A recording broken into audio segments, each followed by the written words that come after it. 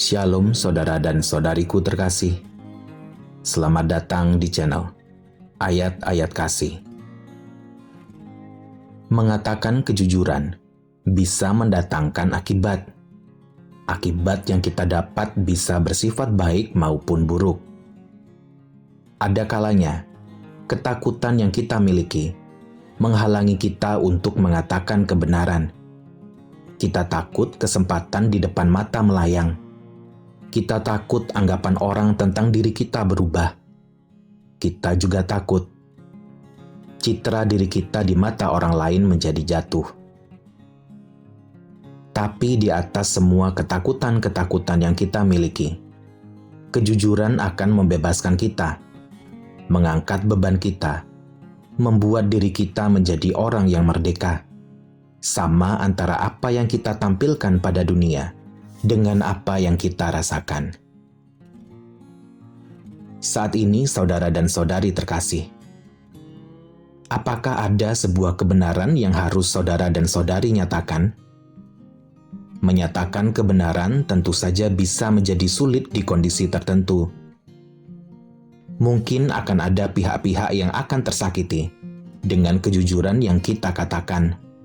Dan tentu saja, keberanian tidak akan datang serta-merta. Datang pada Allah, saudara dan saudari terkasih. Dia saja yang memampukan kita dalam segala pergumulan. Ayat-ayat kasih hari ini akan membacakan satu perikop dari Kejadian 26 ayat 1 sampai 35. Ishak di negeri orang Filistin. Ketika Ishak ada di negeri Filistin, Ishak tidak dengan jujur mengatakan bahwa Ribka adalah istrinya. Ishak takut. Kejujurannya itu akan mengakibatkan kematian pada dirinya. Ishak takut kalau mereka membunuh dirinya supaya bisa mendapatkan istrinya, Ribka yang mempunyai paras cantik.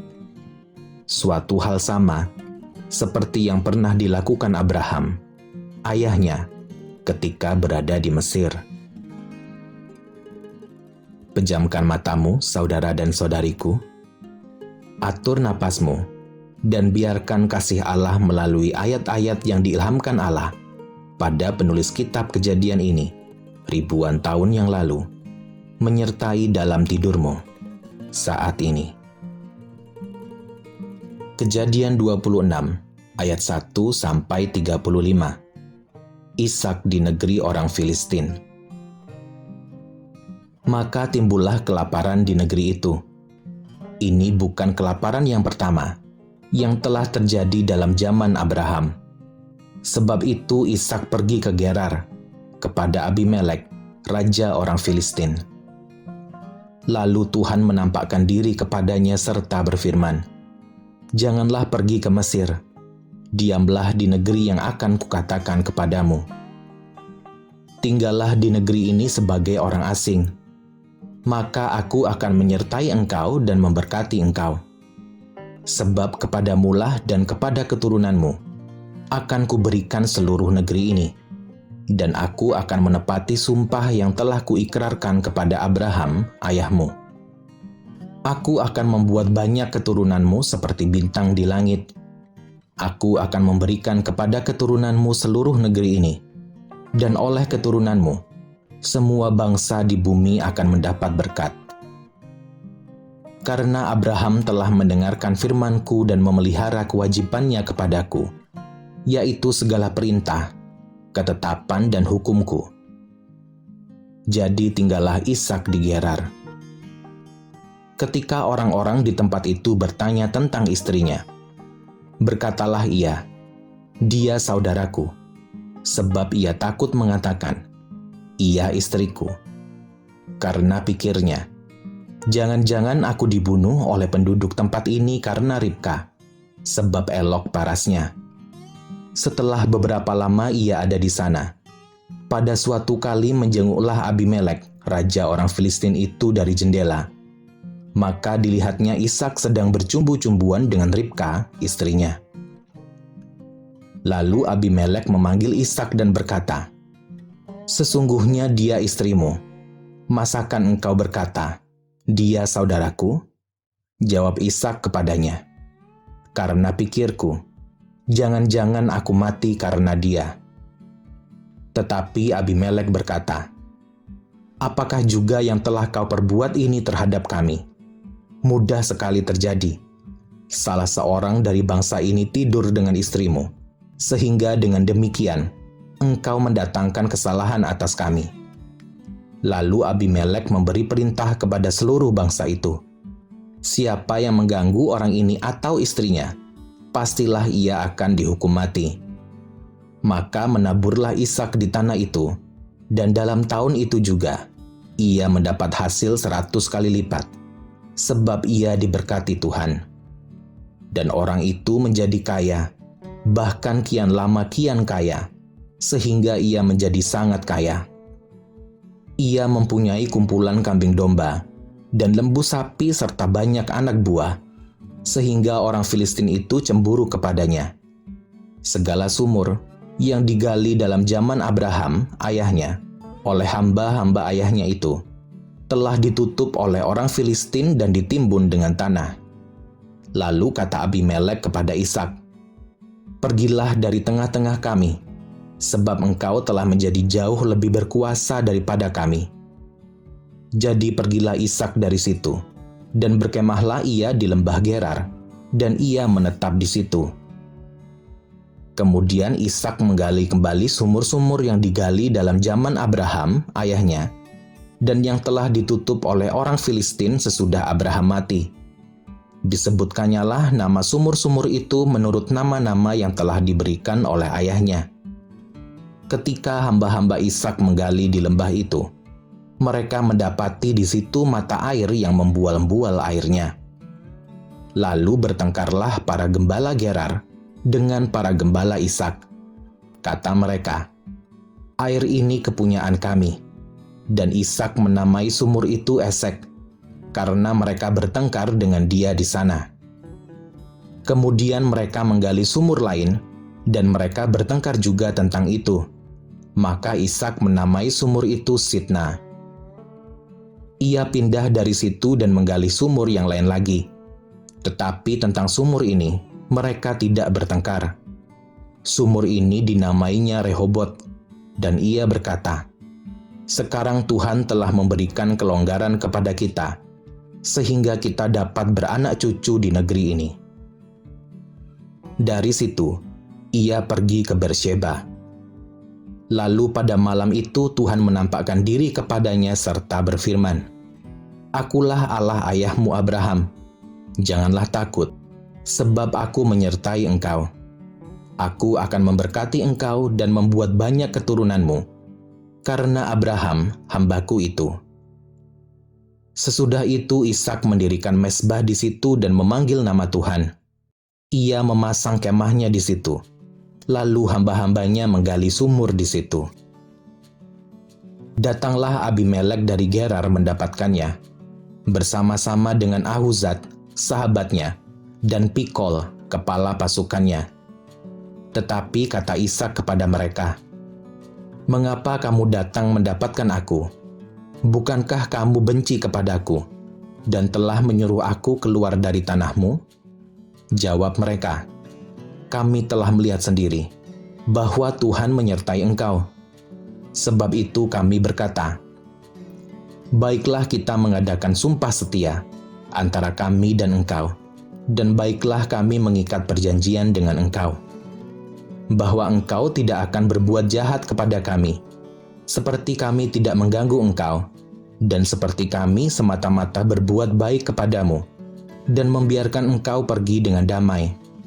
Bukankah engkau sekarang yang diberkati Tuhan?" Kemudian Ishak mengadakan perjamuan bagi mereka, lalu mereka makan dan minum. Keesokan harinya, pagi-pagi bersumpah-sumpahlah mereka. Kemudian Ishak melepas mereka, dan mereka meninggalkan dia dengan damai.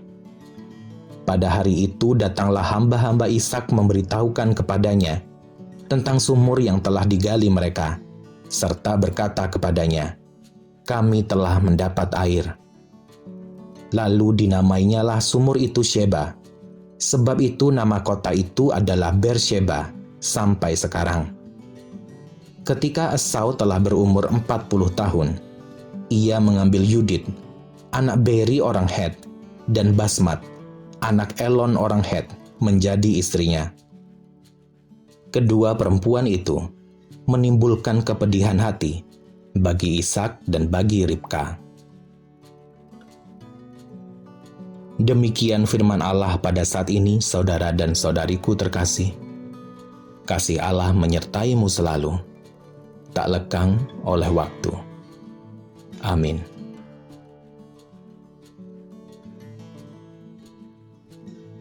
Shalom saudara dan saudariku terkasih.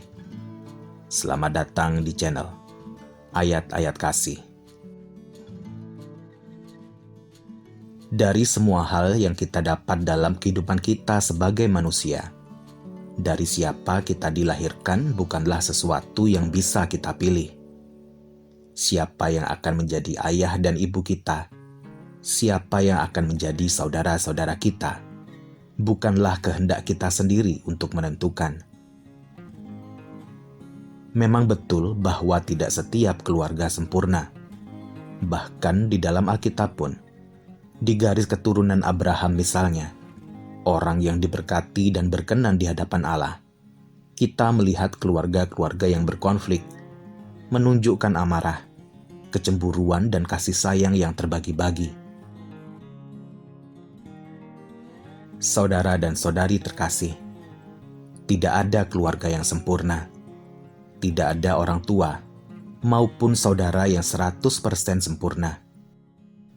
Penerimaan diri kita akan keluarga di mana kita ditempatkan, serta penerimaan bahwa Allah mempunyai rancangan dengan segala rencananya di dalam hidup kita adalah satu-satunya kunci.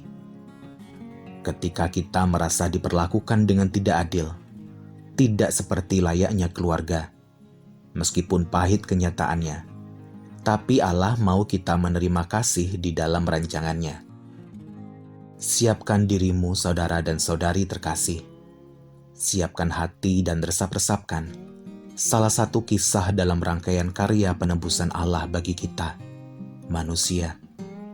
Biarkan kita dengar apa yang Allah ingin sampaikan di dalam waktu tidur kita saat ini. Kejadian 27 ayat 1-40. Yakub diberkati Ishak sebagai anak sulung. Ketika Ishak sudah tua dan matanya telah kabur, sehingga ia tidak dapat melihat lagi, dipanggilnyalah Esau anak sulungnya, serta berkata kepadanya, "Anakku," sahut Esau. "Ya, Bapa." Berkatalah Ishak, "Lihat, aku sudah tua, aku tidak tahu bila hari kematianku. Maka sekarang, ambillah senjatamu, tabung panah dan busurmu, pergilah ke padang dan burulah bagiku seekor binatang. Olahlah bagiku makanan yang enak, seperti yang kugemari. Sesudah itu bawalah kepadaku, supaya ku makan, agar aku memberkati engkau sebelum aku mati." Tetapi Ribka mendengarkannya ketika Ishak berkata kepada Esau anaknya. Setelah Esau pergi ke padang memburu seekor binatang untuk dibawanya kepada ayahnya, berkatalah Ribka kepada Yakub anaknya, "Telah kudengar ayahmu berkata kepada Esau kakakmu, bawalah bagiku seekor binatang buruan, dan olahlah bagiku makanan yang enak, supaya ku makan, dan supaya aku memberkati engkau di hadapan Tuhan sebelum aku mati. Maka sekarang anakku, dengarkanlah perkataanku seperti yang kuperintahkan kepadamu. Pergilah ke tempat kambing domba kita, ambillah dari sana 2 anak kambing yang baik, maka aku akan mengolahnya menjadi makanan yang enak bagi ayahmu, seperti yang digemarinya. Bawalah itu kepada ayahmu, supaya dimakannya, agar dia memberkati engkau sebelum ia mati." Lalu kata Yakub kepada Ribka ibunya, "Tetapi Esau, kakakku, adalah seorang yang berbulu badannya, sedang aku ini kulit-kulicin. Mungkin ayahku akan meraba aku, Maka nanti ia akan menyangka bahwa aku mau memperolok-olokkan dia. Dengan demikian, aku akan mendatangkan kutuk atas diriku dan bukan berkat." Tetapi ibunya berkata kepadanya, "Akulah yang menanggung kutuk itu, anakku. Dengarkan saja perkataanku. Pergilah ambil kambing-kambing itu." Lalu ia pergi mengambil kambing-kambing itu dan membawanya kepada ibunya. Sesudah itu ibunya mengolah makanan yang enak, seperti yang digemari ayahnya. Kemudian Ribka mengambil pakaian yang indah kepunyaan Esau, anak sulungnya, pakaian yang disimpannya di rumah. Lalu disuruhnyalah dikenakan oleh Yakub anak bungsunya. Dan kulit anak kambing itu dipalutkannya pada kedua tangan Yakub dan pada lehernya yang licin itu. Lalu ia memberikan makanan yang enak dan roti yang telah diolahnya itu kepada Yakub, anaknya.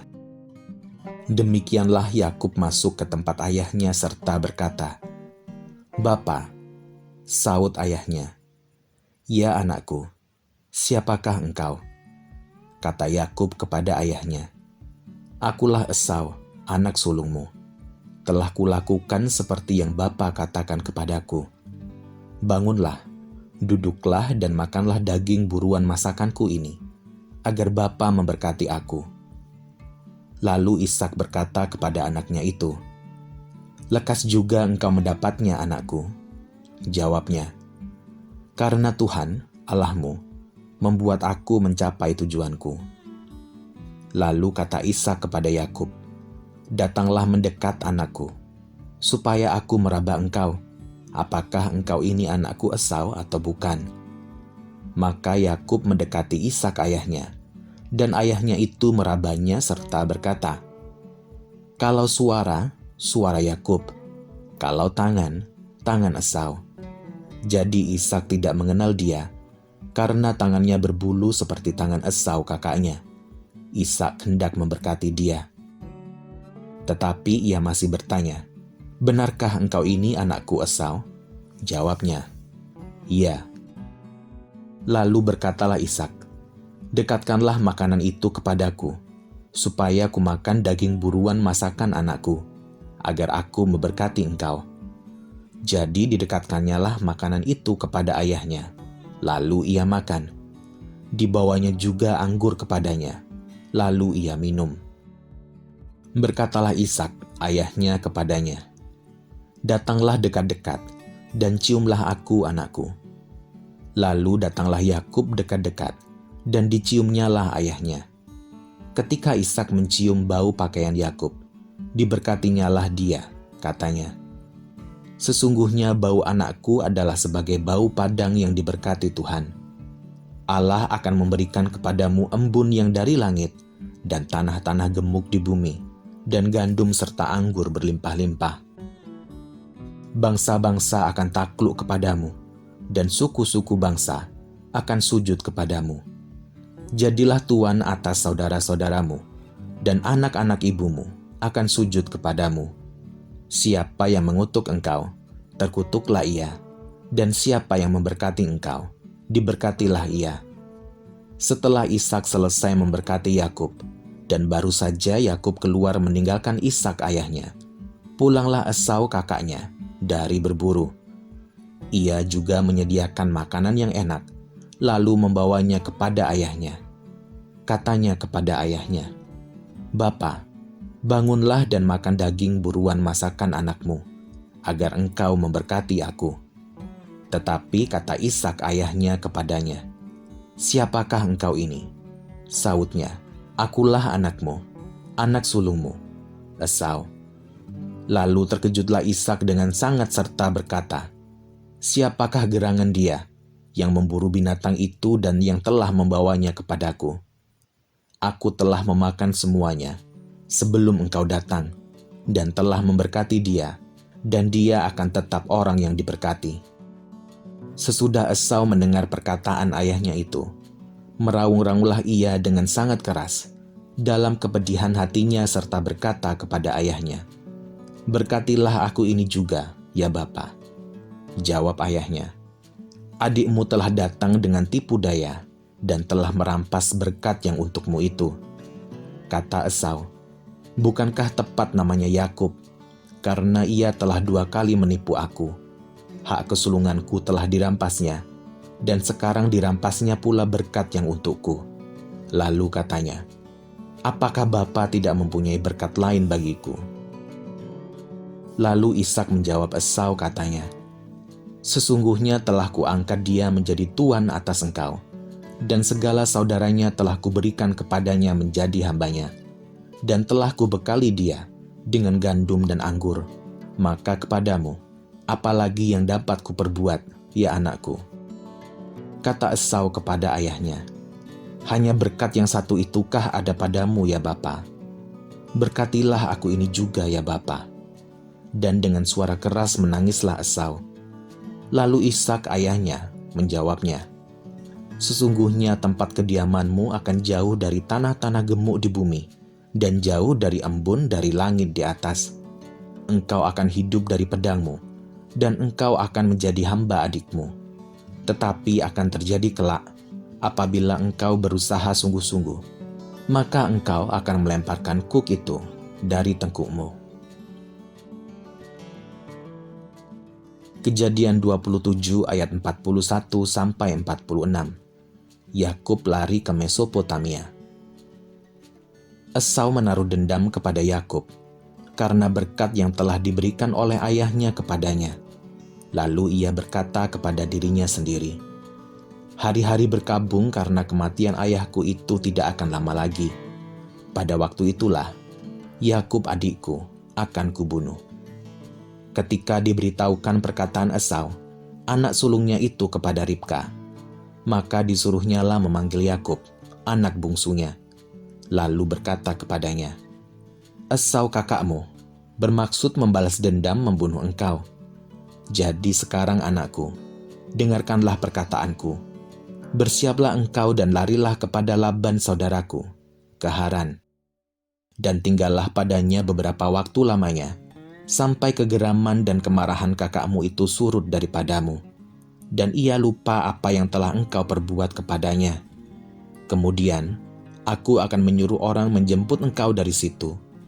Mengapa aku akan kehilangan kamu berdua pada satu hari juga?" Kemudian Ribka berkata kepada Ishak, "Aku telah jemu hidup karena perempuan-perempuan Het itu. Jikalau Yakub juga mengambil seorang istri dari antara perempuan negeri ini, semacam perempuan Het itu, apa gunanya aku hidup lagi?" Demikianlah firman Tuhan untukmu, saudara dan saudari terkasih. Kasih Allah menyertaimu selalu, tak lekang oleh waktu. Amin.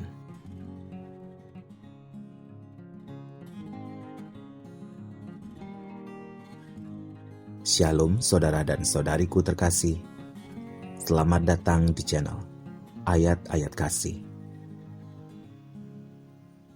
Esau dan Yakub adalah salah satu pasangan bersaudara yang terkenal di dalam Alkitab. 2 orang anak yang dilahirkan dari rahim yang sama dalam waktu yang relatif berdekatan sebagai saudara kembar. Kenyataan tersebut ternyata tidak serta-merta membuat Esau dan Yakub mempunyai hubungan batin yang dekat. 2 bersaudara tersebut berbeda sifat dan berbeda pula kesukaan. Perbedaan tersebut ditambah dengan 2 orang tua yang cenderung lebih mengasihi yang satu dan kurang mengasihi yang lainnya. Setelah Yakub mengambil hak kesulungan Esau, setelah Yakub menipu Ishak untuk mendapatkan berkat yang seharusnya diberikan kepada Esau, membuat hubungan Esau dan Yakub semakin menjadi rapuh, jauh lebih rapuh daripada sebelumnya. Mengetahui kemarahan kakaknya, Yakub atas suruhan ayah ibunya, kemudian memutuskan untuk pergi ke Haran, ke rumah Laban, pamannya. Yakub, keturunan seorang kaya, pada akhirnya harus menjalani ritme hidup yang baru. Dia harus mulai beradaptasi dengan lingkungan baru. Bahkan diceritakan, dia harus menggunakan sebuah batu untuk menjadi alas kepalanya. Saudara dan saudariku terkasih, apakah ada pengalaman Yakub yang sedang kau alami saat ini? Apakah kau sedang ada di dalam hubungan yang tidak sehat dengan keluargamu? Atau apakah kau sedang ada di dalam situasi yang baru, yang sama sekali berbeda dengan apa yang kau hidupi sebelumnya? Di saat penderitaan dan kekecewaan datang, memang adalah suatu hal yang berat untuk percaya bahwa kita tidak sendiri di dalam masa penderitaan, luka dan kecewa dalam waktu-waktu yang berat ini. Kita merasa sulit percaya, sekaligus bertanya-tanya, mengapa Allah membiarkan kita mengalami segala hal yang membuat batin kita terluka dan hidup seakan-akan menjadi beban yang menyesakkan dada. Bencana alam, perampokan dan kejahatan, ketidakadilan, penyakit berat yang kita atau mereka yang kita sayangi derita. Hal-hal ini semuanya mengarah pada penderitaan, dan kita sebagai manusia bisa ada dalam satu titik ketika kita mulai mempertanyakan cinta dan rencana Allah dalam hidup kita. Mengapa setiap kejadian buruk ini harus terjadi? Di penghujung hari ini, saudara dan saudari terkasih, waktu bagi raga kita untuk beristirahat setelah kita melalui seharian kerja. Anugerah istirahat membantu kita siap untuk menghadapi hari esok. Tidak ada seorang pun di dunia ini yang tahu apa yang akan terjadi hari esok, sebaik apapun hari esok direncanakan. Apa yang akan terjadi esok ketika kita membuka mata, tetaplah menjadi hak untuk Allah nyatakan. Dalam istirahat malam kita ini, biarlah kita mengerti bahwa Allah telah berjanji untuk selalu memberikan penyertaan-Nya setiap saat. Penyertaan Allah tidak pernah putus, selalu ada untukmu dan untukku. Ketika kita harus menjalani hubungan yang renggang dengan saudara dan saudari kita, atau bahkan bapak ibu kita harus meninggalkan kita sendiri, Allah selalu ada mencurahkan kasih setia-Nya kepada kita, manusia yang selalu dikasihinya, tidak mempedulikan apa saja yang sudah kita perbuat. Siapkan dirimu, saudara dan saudariku terkasih. Siapkan hatimu dan resap-resapkan salah satu kisah dalam rangkaian karya penebusan Allah bagi kita manusia. Biarkan kita dengar apa yang Allah ingin sampaikan melalui firman-Nya dari Kejadian 28 ayat 1-22 di dalam waktu tidur kita saat ini. Kejadian 28 ayat 1-9. Kemudian Ishak memanggil Yakub, lalu memberkati dia serta memesankan kepadanya. Katanya, "Janganlah mengambil istri dari perempuan Kanaan. Bersiaplah, pergilah ke Padan Aram, ke rumah Betuel, ayah ibumu, dan ambillah dari situ seorang istri dari anak-anak Laban, saudara ibumu.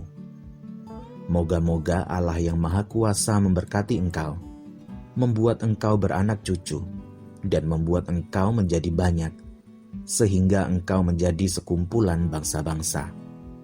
Moga-moga Ia memberikan kepadamu berkat yang untuk Abraham, kepadamu serta kepada keturunanmu, sehingga engkau memiliki negeri ini yang kau diami sebagai orang asing, yang telah diberikan Allah kepada Abraham." Demikianlah Ishak melepas Yakub, lalu berangkatlah Yakub ke Padan Aram, kepada Laban anak Betuel, orang Aram itu, saudara Ribka ibu Yakub dan Esau. Ketika Esau melihat bahwa Ishak telah memberkati Yakub dan melepasnya ke Padan Aram untuk mengambil istri dari situ, pada waktu ia memberkatinya, ia telah memesankan kepada Yakub, "Janganlah ambil istri dari antara perempuan Kanaan." Dan bahwa Yakub mendengarkan perkataan ayah dan ibunya dan pergi ke Padan Aram. Maka Esau pun menyadari bahwa perempuan Kanaan itu tidak disukai oleh Ishak ayahnya. Sebab itu ia pergi kepada Ismael, dan mengambil Mahalat menjadi istrinya, di samping kedua istrinya yang telah ada. Mahalat adalah anak Ismail, anak Abraham, adik Nebayot. Kejadian 28 ayat 10 sampai 22. Mimpi Yakub di Betel. Maka Yakub berangkat dari Bersheba dan pergi ke Haran. Ia sampai di suatu tempat dan bermalam di situ, karena matahari telah terbenam. Ia mengambil sebuah batu yang terletak di tempat itu dan dipakainya sebagai alas kepala, lalu membaringkan dirinya di tempat itu. Maka bermimpilah ia. Di bumi ada didirikan sebuah tangga yang ujungnya sampai di langit, dan tampaklah malaikat-malaikat Allah turun naik di tangga itu. Berdirilah Tuhan di sampingnya dan berfirman, "Akulah Tuhan, Allah Abraham, nenekmu, dan Allah Ishak. Tanah tempat engkau berbaring ini akan kuberikan kepadamu dan kepada keturunanmu. Keturunanmu akan menjadi seperti debu tanah banyaknya, dan engkau akan mengembang ke sebelah timur, barat, utara dan selatan, dan olehmu serta keturunanmu, semua kaum di muka bumi akan mendapat berkat. Sesungguhnya aku menyertai engkau, dan aku akan melindungi engkau, kemanapun engkau pergi. Dan aku akan membawa engkau kembali ke negeri ini, sebab aku tidak akan meninggalkan engkau, melainkan tetap melakukan apa yang kujanjikan kepadamu." Ketika Yakub bangun dari tidurnya, berkatalah ia, "Sesungguhnya Tuhan ada di tempat ini, dan aku tidak mengetahuinya." Ia takut dan berkata, "Alangkah dahsyatnya tempat ini. Ini tidak lain dari rumah Allah. Ini pintu gerbang surga." Keesokan harinya, pagi-pagi Yakub mengambil batu yang dipakainya sebagai alas kepala dan mendirikan itu menjadi tugu dan menuang minyak ke atasnya.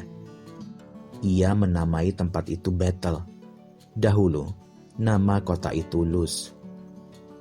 Lalu bernazarlah Yakub, "Jika Allah akan menyertai dan akan melindungi aku di jalan yang kutempuh ini, memberikan kepadaku roti untuk dimakan dan pakaian untuk dipakai, sehingga aku selamat kembali ke rumah ayahku, maka Tuhan akan menjadi Allahku. Dan batu yang kudirikan sebagai tugu ini akan menjadi rumah Allah. Dari segala sesuatu yang engkau berikan kepadaku, akan selalu kupersembahkan 1/10 kepadamu." Demikianlah firman Tuhan untukmu saat ini, saudara dan saudariku kekasih hati Allah. Anugerah kasih Allah menyertaimu selalu, tak lekang oleh waktu. Amin.